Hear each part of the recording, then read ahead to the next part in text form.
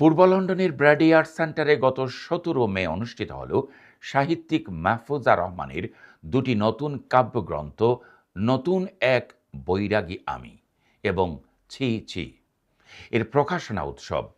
সাহিত্য, সঙ্গীত, আবৃত্তি ও নৃত্যের সমন্বয়ে আয়োজিত এই মনোজ্ঞ সাংস্কৃতিক সন্ধ্যায় উপস্থিত ছিলেন বিপুল সংখ্যক দর্শক ও গুণগ্রাহী।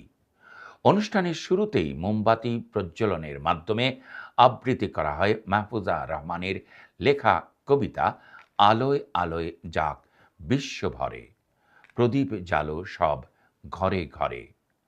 Dhaka university alumni in the ইউকের সভাপতি সিরাজুল বাসির চৌধুরীর তত্ত্বাবধানে অনুষ্ঠানটি উপস্থাপনা করেন কাউন্সিলর সাইদা চৌধুরী ও সৈয়দ জাফর।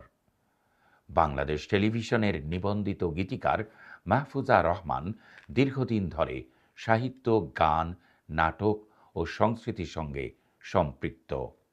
তাঁর গান সুর করেছেন প্রখ্যাত সুরকার আহমেদ ইমতিয়াজ বুলবুল, প্রণব ঘোষ ও ইমন সাহার মতো গুণীজনেরা।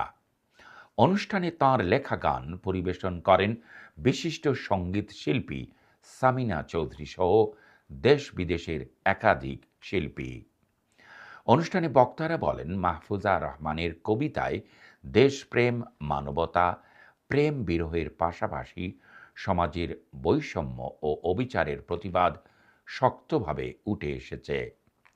তাঁর সাহিত্য ও সামাজিক কর্মকাণ্ডের স্বীকৃতি হিসেবে তিনি ২০২৩ সালে লাভ করেন ব্রিটেনের সম্মানজনক freedom of the city of London সম্মাননা।